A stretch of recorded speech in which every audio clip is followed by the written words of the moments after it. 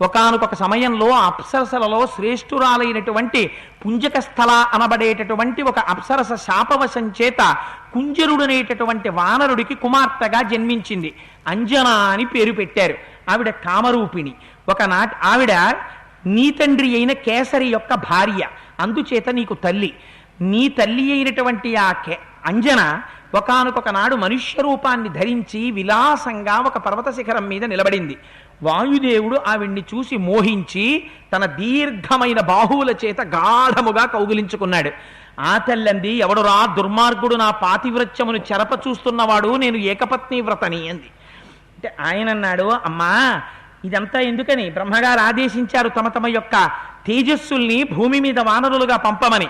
అందుకని అమ్మా నీ పాతివ్రత్యానికి భంగం కలగదమ్మా.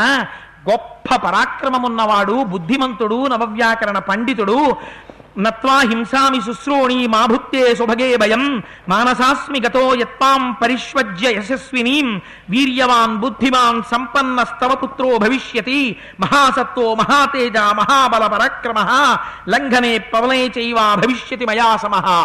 మహాబుద్ధిమంతుడు, పరాక్రమవంతుడు, నవవ్యాకరణ పండితుడు, నాతో సమానంగా దూకగలిగిన వాడు, ఎగరగలిగిన వాడు, ప్రయాణం చెయ్యగలిగినటువంటి వాడు, ఎటువంటి పరిస్థితులలోనైనా సరే కార్యాన్ని చక్కబెట్టగలిగినటువంటి సమర్థత కలిగినటువంటి వాడు, మహావీరుడైనటువంటి పుత్రుడు, కేవలముగా మానసికముగా నిన్ను నేను చూసినంత మాత్రం చేత నీ కడుపు ఎందు జన్మించనున్నాడమ్మా అని వరమిచ్చారు.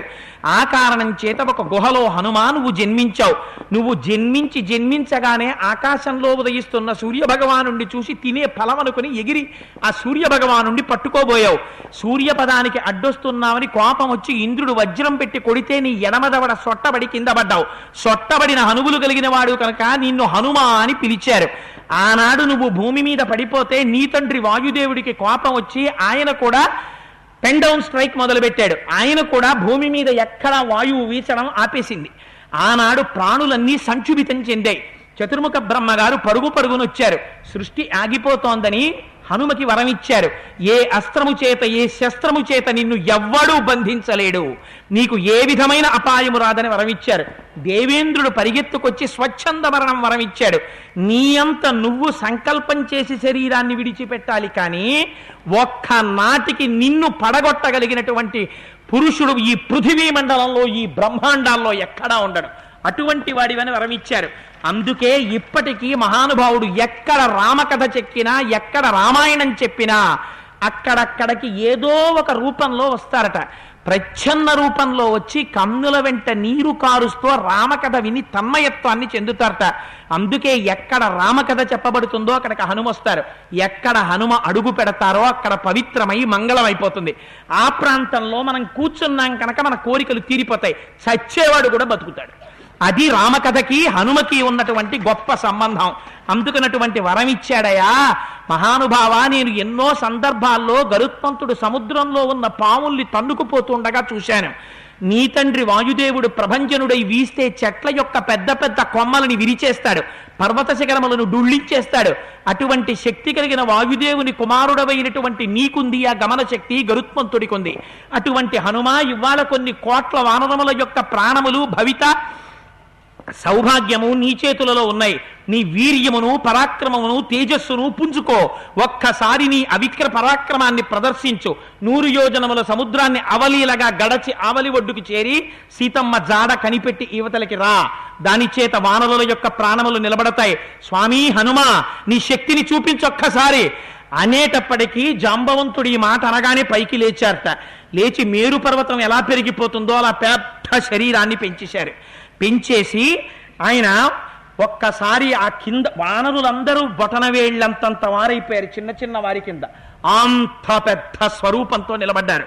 నిలబడంటారు, యదా విజృంభతే సింహో వివృద్ధో గిరిగహ్పరే మారుత స్వరుసపుత్రస్తథా సంప్రతి జృంభతే అశోభత ముఖం తస్యా జృంభమాణస్య ధీమతః అంబరీషమివాదీప్తం విధోమైవ పావకః అభివాద్య హరీన్ వృద్ధాన్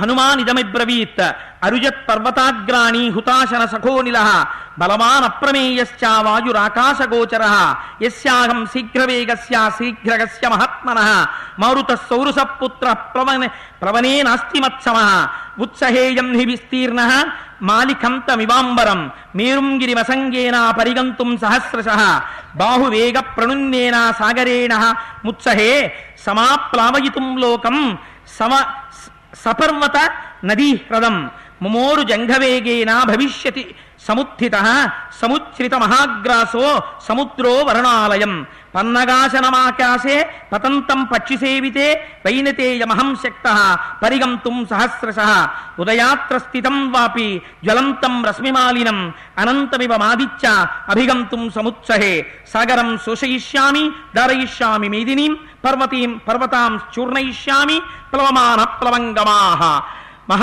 మహామేరు ప్రతీకాశం మాంచ ద్రక్షదవానరాః దివమవృత్య గచ్చంతం గ్రసమాన వివాంబరాం ఇదమిష్యామి జీమూత కంపయిష్యామి పర్వతాన్ సాగరం చోభయిష్యామి ప్లవమాన సమాహితః అని ఒక్కసారి పెద్ద పర్వత సన్నిభమైనటువంటి ఆకారంతో ఆ భూమి మీద నిలబడితే గుహలోంచి సింహం పెద్ద ఆవలింత ఆవలిస్తూ బయటకు వస్తుంటే అక్కడ చూసిన ప్రాణులు భయంతో ఎలా నిలబడిపోతారో అప్పటి వరకు తమతో తిరిగినటువంటి హనుమ అటువంటి స్వరూపాన్ని పొంది ఒక పెద్ద ఆవలింత ఆవలించేసరికి ఒళ్ళు విరుచుకుని బాహువులను ఇలా పైకెత్తి ఒక్కసారి విదిల్చి తోక పైకెత్తి ఆ భూమి మీద కొట్టేసరికి వానరులందరూ గజగజలాడిపోతూ శ్రీ మహావిష్ణువు దర్శనమైతే ఎలా నిలబడిపోతారో అలా అంజలి ఘటించి నిలబడిపోయారట. ఆవలించి నిలబడితే కాల్చిన పెద్ద ఇనప పెనం ఎలా ఉంటుందో అటువంటి దంష్ట్రలతో కోరలతో దంతములతో ఎర్రటి ముక్కుతో మహానుభావుడు శోభిస్తూ హనుమ నిలబడ్డారట. ఆయన ప్రతిజ్ఞ చేస్తారు. అక్కడ ఉన్నటువంటి వృద్ధులైనటువంటి వానర వీరులందరికీ నమస్కారం చేశారు. నా తండ్రి వాయుదేవుడు, ఆయన అగ్నిదేవుని యొక్క సఖుడు. వాయుదేవుడు ఎటువంటి గమనంతో వెళ్ళిపోతాడో అటువంటి వాయువేగంతో నేను బయలుదేరుతున్నాను.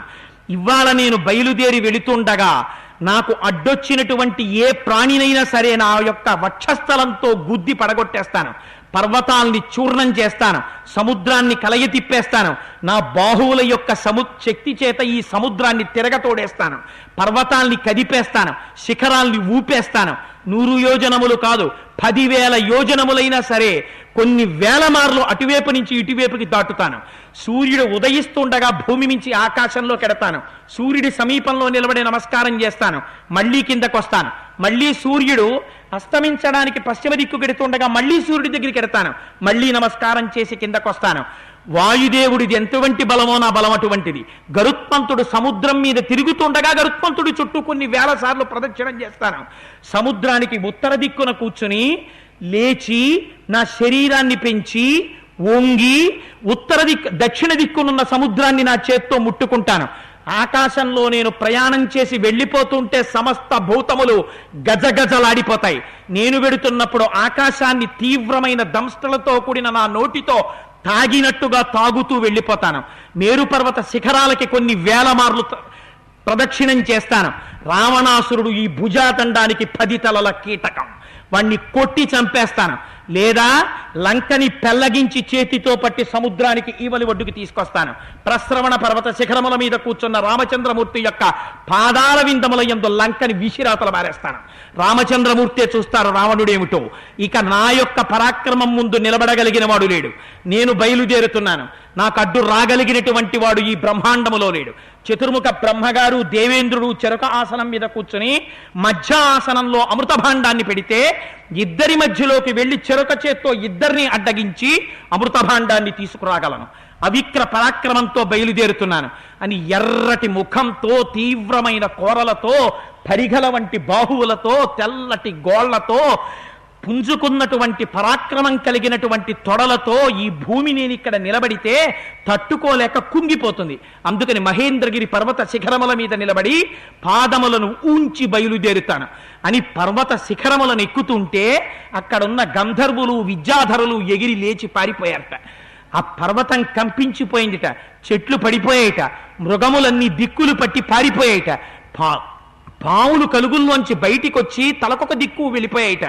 అటువంటి స్థితిలో స్వామి హనుమ మహేంద్రగిరి పర్వత శిఖరముల మీద స్వేచ్ఛగా అటు ఇటు తిరుగుతుంటే కింద నుంచి జాంబవంతుడి యొక్క ఛత్రఛాయలలో ఉన్న ఆ వానర సైన్యం అంతా మహానుభావ ఋషుల యొక్క ఆశీర్వచనము చేత, గురువుల యొక్క ఆశీర్వచనము చేత, దేవతల యొక్క ప్రభావము చేత ఏ విధమైన ప్రతిబంధకము లేకుండా 100 యోజనముల సముద్రమును గడచి ఉత్తర దిక్కు నుండి దక్షిణ దిక్కుకి చేరి సీతమ్మ తల్లి జాడ కనిపెట్టి తిరిగి నువ్వు ఎప్పుడొస్తావా అని ఒంటి పాదం మీద నిలబడుంటాం హనుమ.